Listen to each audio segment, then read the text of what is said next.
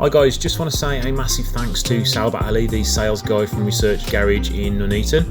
He did a really good job of preparing the car. He answered every question I had on it right up until late at night. He's one of the good guys out there, so if you do want an Alfa Romeo, give him a call. I will pop his details in the description below.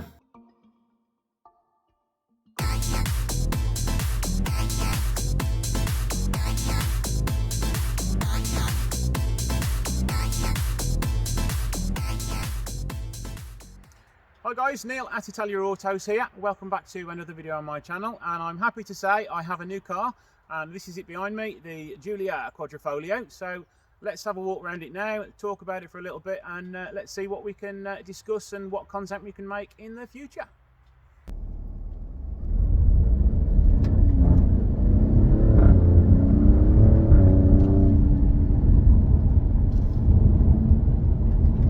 Right, how does it drive? It drives better than I ever imagined it would do.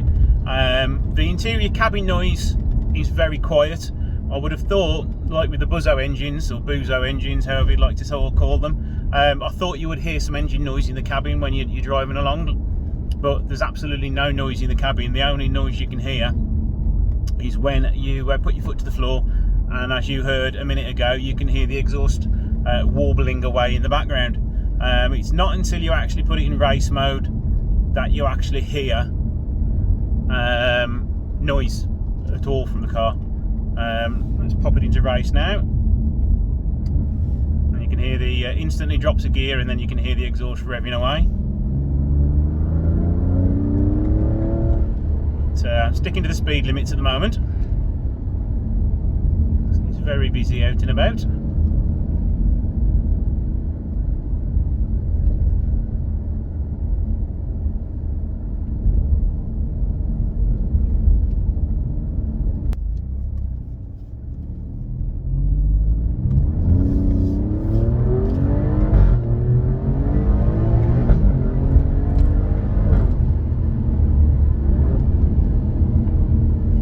Yeah, it's very easy to break the speed limit in this car. It does not like to sit at 30 miles an hour.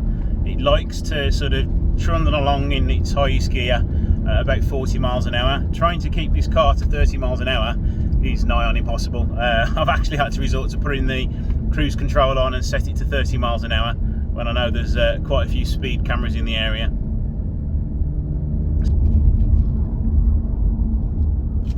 So, what do I think of it? I think it is the best car I have ever driven. It's full of soul, it's full of passion, it's super powerful, it holds the road really well, the steering is absolutely amazing, the brakes are amazing. If anything, the brakes are a little bit too good. My main issue with the brakes is you've only got to sort of dab the throttle and your brakes are on. So it's something you're going to need to get used to with a little bit more driving. So I've only really had the car sort of 48 hours now, and I've done about 100 miles in it, and I am absolutely smitten. It is absolutely amazing. It's very scary to drive, especially when you're in race mode, but it is definitely a very special car. And that's my front collision warning telling me to get away from the car in front. And is this car going to go the opposite direction? Yes it is. So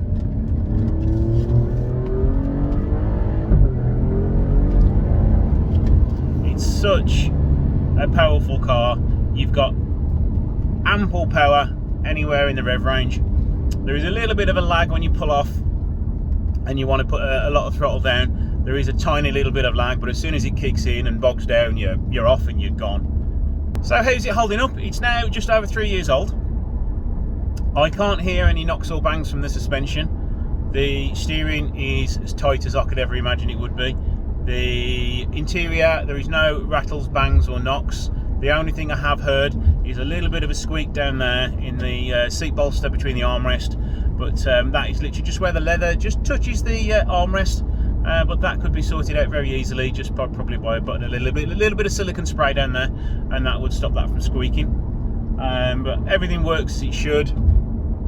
Heated steering wheel and heated seat are very good. The heated steering wheel is all the way around the wheel, so no matter where you're holding that in the winter, it will keep your hands nice and toasty. And with the seat, it's the seat base and the seat back which heats up. It doesn't get too hot, it doesn't burn your bum if you leave it on the hottest level, but you have got 3 levels to choose from.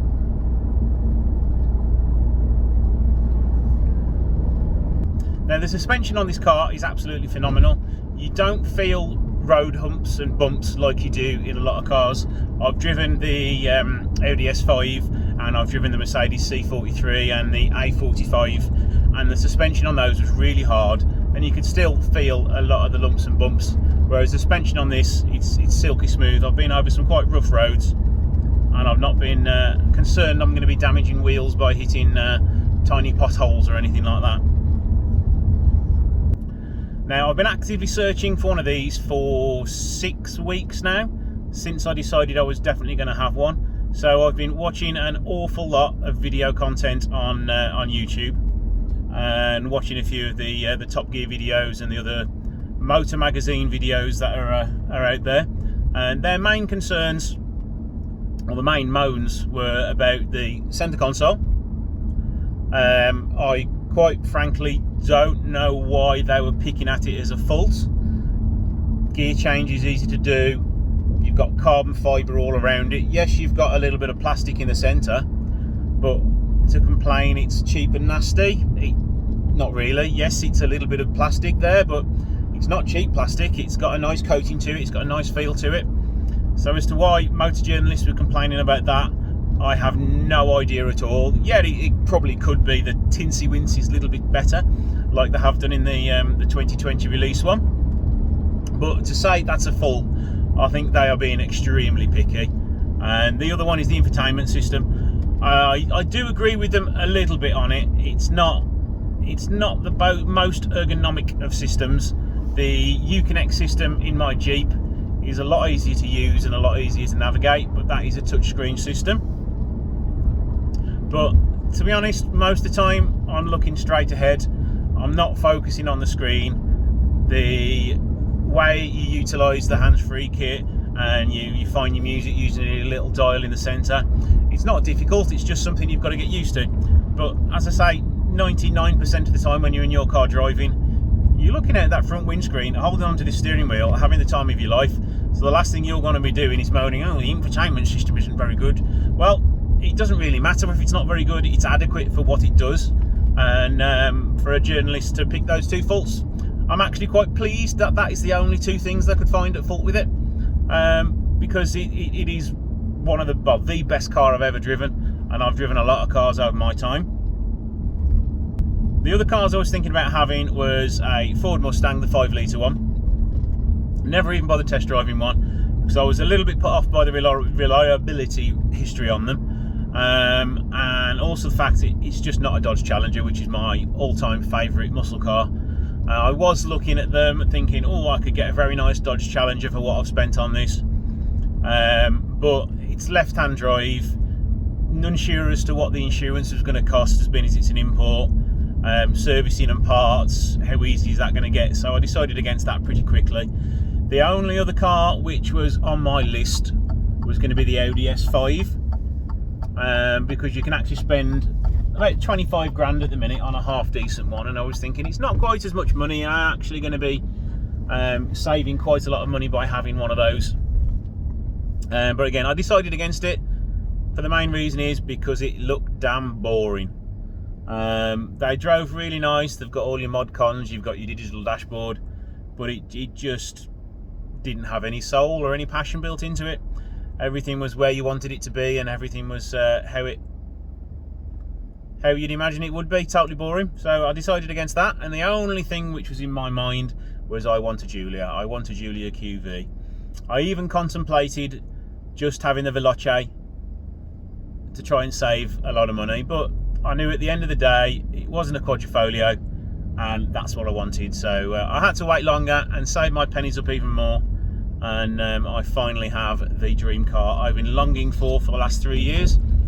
Originally I did say to myself as, oh, I'd love the coupe version, so I was hanging on for the coupe, but now we know that's never going to happen under the new Alfa plan. So bit the bullet and had this baby right here, and I must say I am not regretting it one little bit.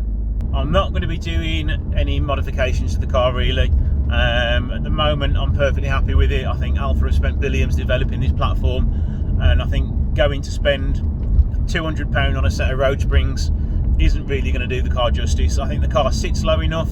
I think it handles well enough. The wheels don't need wheel spacers on them. I don't have a passion in modifying cars when it is already this good. I can't really see how much better they could make it. One of the things I do want to do, is which I've made in the past, is some carbon fibre mud flaps. As this car has tons of carbon fibre on it already, I was thinking of designing some bespoke ones for the car, and doing a video on making those and fitting those, because I have noticed there are quite a few stone chips where the mud flaps would sit on the front arches. Yeah, so I really want to film some different videos for you guys, stuff that you can't find on YouTube,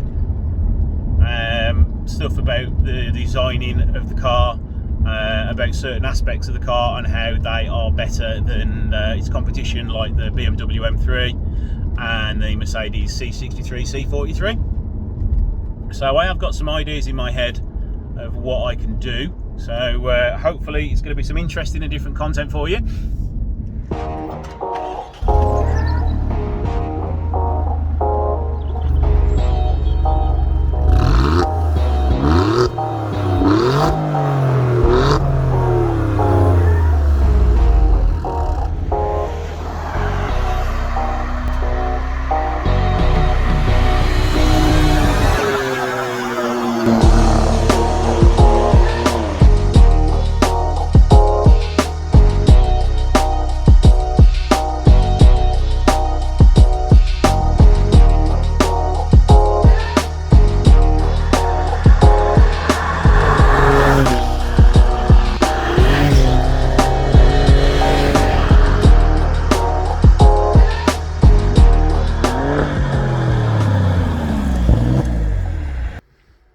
So guys, this is my 2017 Giulia Quadrifoglio in the tricolour pearl white.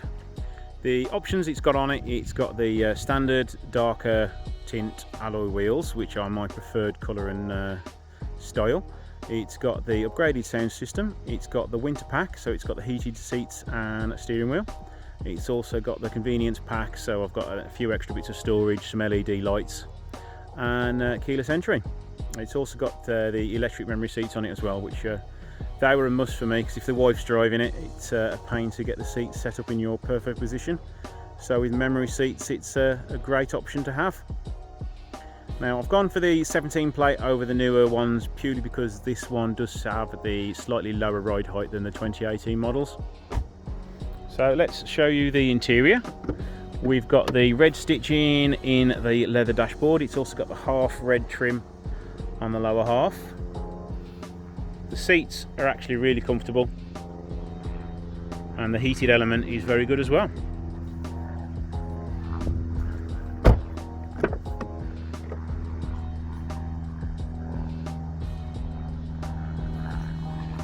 What I do like is all the little details they've done of carbon fibre around the car. You've got the centre console, you've got the door trims. So how well has it held up for being 3 years old?